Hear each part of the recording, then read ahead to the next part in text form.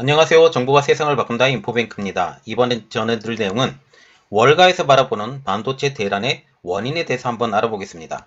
여러분의 구독, 좋아요 한 번씩 눌러주시고 이야기를 시작을 해보겠습니다.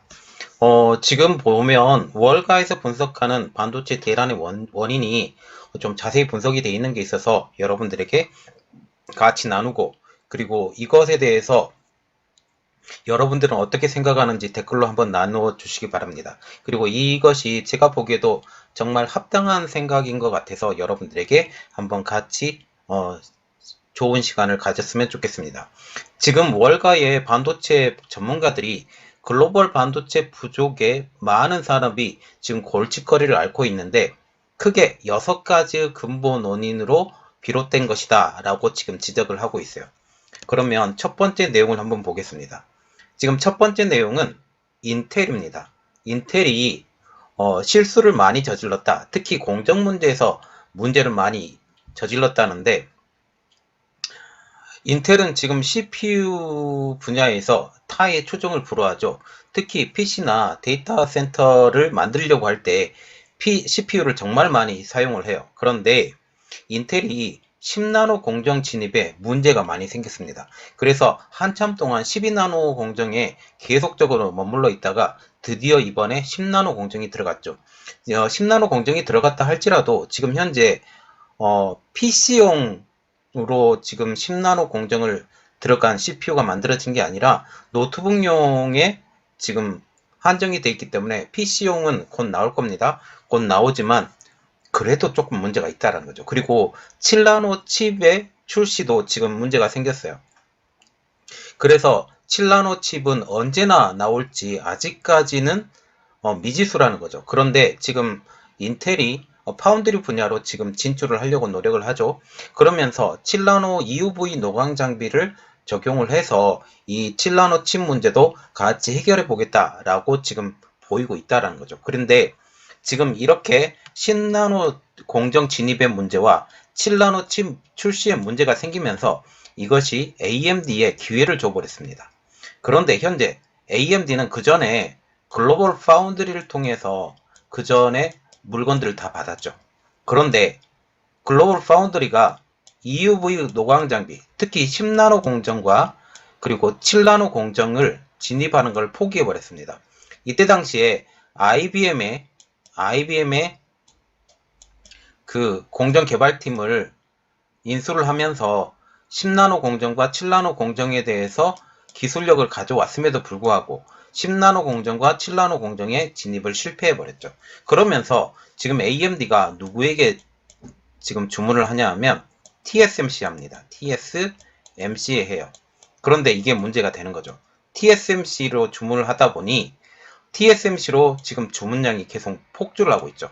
특히 애플이 절대 우선주의자죠. 그리고 AMD, 퀄컴, 이 강자들의 틈바구니 속에서 이렇게 주문량이 폭주를 하다 보니까 TSMC가 정말 TSMC에 더 많은 압력이 가해졌다라는 거죠. 그래서 인텔의 문제가 단순히 인텔의 문제뿐만 아니라 AMD의 성장에도 기회를 줬지만 이것은 즉 TSMC의 물량 가중 때문에 지금 TSMC가 다른 물량을 만들 여력이 지금 많이 부족하게 된 거죠. AMD가 들어감에 따라서요. 이게 문제가 됐다라고 지금 월가에서는 분석을 하고 있다라는 거죠. 자, 그리고 두 번째 문제입니다.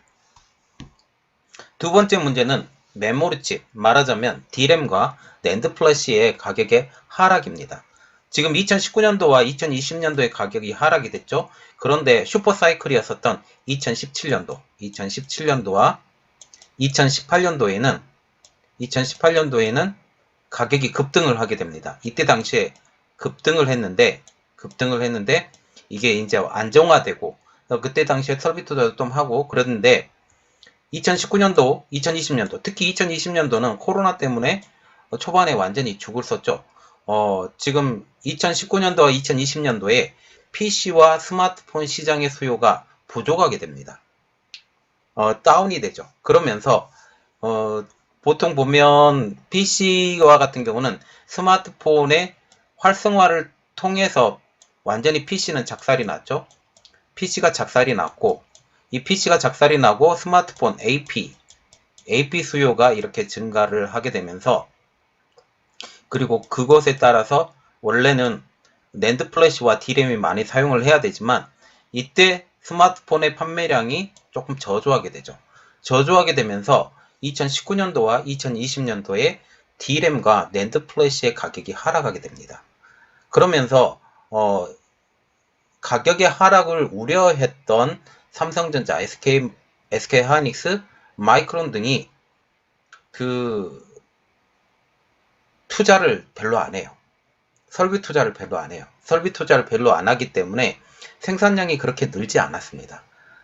그러면서 이 생산량을 억제했기 때문에 지금 현재 D램과 낸드 플래시가 폭발적으로 지금 사용이 되는 이 상황에서 이것도 압박이 많이 가해진다는 거죠. 특별히 그 언택트가 활성화가 되면서 언택트가 지금 활성화가 되면서 지금 노트북하고 포터블 제품들이 많이 팔리죠. 그러면서 지금 D램과 낸드 플래시가 폭증을 하게 됩니다. 그러면서 지금 현재 2분기에 슈퍼사이클이 올라탈 것으로 지금 예상이 되고 3분기에도 낸드 플래시가 슈퍼사이클에 올라탄다라고 지금 얘기를 하고 있어요. 이때 19년도와 20년도에 투자를 하지 않은 그 여파가 지금 코로나 이전의 생산량을 지금 억제해 버렸다라는 이런 이야기가 나오게 됩니다. 그리고 세 번째 내용이죠. 세 번째 내용은 코로나로 인한 언택트 문화 정착이에요. 작년에 코로나가 시작이 되었을 때 시장이 많이 흔들렸죠. 그러면서 일시적으로 판매가 좀 줄었습니다. 그런데 이제 언택트 문화가 정착이 되면서 뭐 PC나 데이터 센터의 수요가 폭발을 했죠. 특히 원격 작업이나 온라인 학습, 그리고 기타 재택 근무의 추세에 따라서 모바일 장치도 많이 필요하게 됐고요. 그리고 PC도 많이 필요하게 됐고요. 그리고 데이터 센터가 업그레이드를 해야 돼요. 증설을 해야 된다라는 거죠. 그래서 이것에 따라서 지금 D램, 낸드 플래시, 뭐 서버가 들어가는 서버 증축이 완전히 늘려가게 된다라는 거죠. 그리고 노트북도 많이 팔리게 되면서 뭐 지금 현재 노트북의 품귀 현상까지 일어났다라는 지금 말이 나오고 있어요. 그래서 코로나로 인해서 반도체 출하량이 일시 중단이 되었었지만 다시 초기 중단 사태에 대해서 이제 회복이 되었지만 중단 그런 여파들이 계속 가게 되면서 지금 반도체 칩이 많이 부족하게 되죠. 그리고 특별히 자동차 반도체 분야에서 자동차가 많이 안 팔릴 것을 대비해서 자동차 반도체를 생산량을 확 줄이게 됩니다. 그런데 자동차 판매가 갑자기 늘게 되죠. 왜냐하면 사람들을 안 만나고 개인적으로 움직이려고 더욱더 노력을 하면서 이 자동차의 판매량이 확 늘어버리죠. 그러면서 자동차 반도체가 부족하게 되고 이 여파가 다시 PMIC나 DDI나 이런 전력 반도체 분야까지 이 영향을 가게 된다는 거죠. TSMC와 같은 경우는 이러한 그 반도체 부족 현상이 파운드리 업계가 100% 가동률을 해야만이 이 물량을 다 댈 수 있을 만한 이러한 어려운 상황까지 가게 되죠. 특히 TSMC 팩과 같은 경우는 지난 12개월 동안 100% 이상의 102%인가 103%인가 이 이상의 사용률을 지금 운영을 하고 있으며 최근에는 운영을 확장하기 위해서 3년간 1000억 달러를 지출할 것이라고 지금 발표한 상황이죠. 인텔은 또한 최근 글로벌 칩 부족이 2년간 더 지속될 수 있다라고 지금 예견을 하면서 이것을 해결하기 위해서 엄청난 투자가 필요할 것이라고 인텔 자체에서도 이렇게 분석을 했습니다. 그리고 네 번째는 지금 현재 4차 산업혁명의 가속화가 돼요.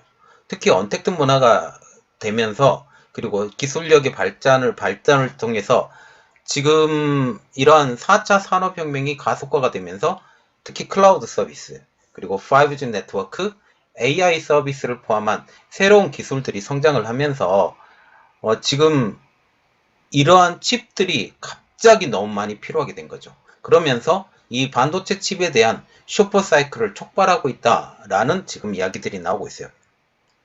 특별히 스마트폰들이 더욱더 고급화가 되죠. 전기 자동차로 내연 기관차를 대신하게 되죠.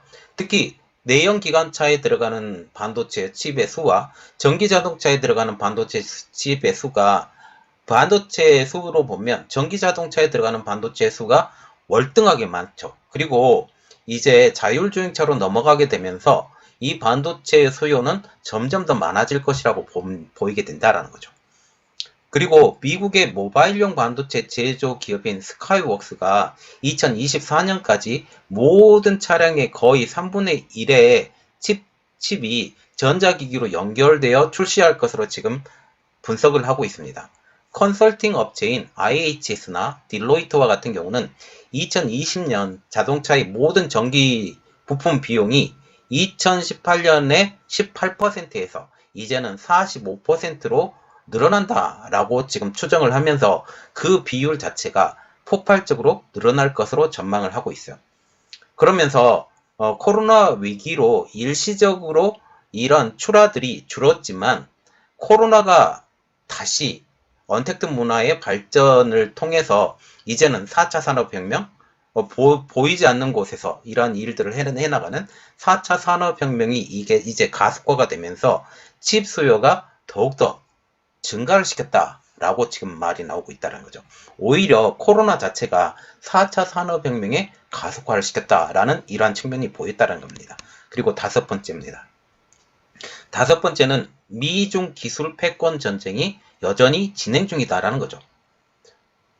특별히 화웨이 제재로 인한 나비 효과가 굉장한데요. 화웨이가 지금 반도체 칩을 받지 못하게 된 것이 지난 8월 달부터 한 10월 달부터인가요? 지금 기억이 잘 안 나는데 하여튼 그때부터 반도체 칩을 받지 못하게 되면서 화웨이의 빈자리를 차지하려고 있는 오포, 비보, 샤오미, 오포, 비보, 샤오미가 열심히 스마트폰을 만들기 시작을 하죠.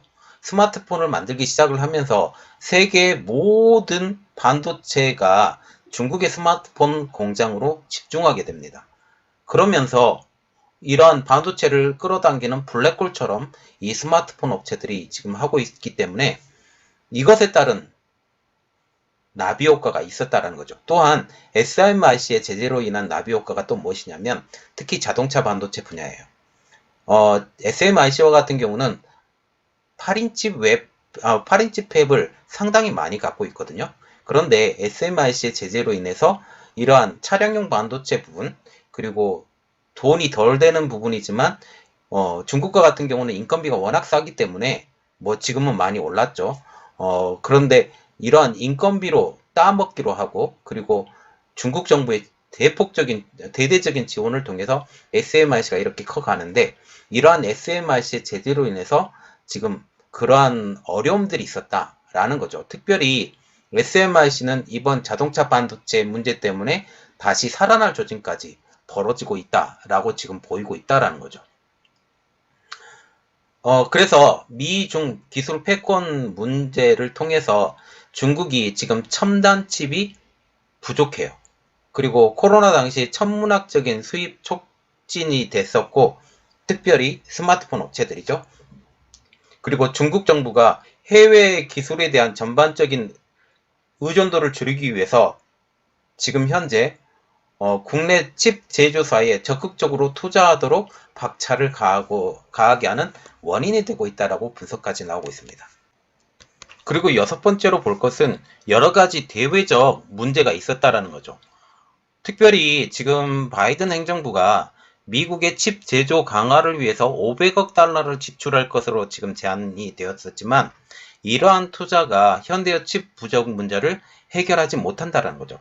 특별히 아시아에 집중되고 있는 칩 제조, 특별히 TSMC나 한국의 삼성 등의 해외 기업에 너무나도 많은 것이 의존이 되었기 때문에 미국 칩 제조사들의 경쟁력이 한층 떨어지고 있는 상황이죠.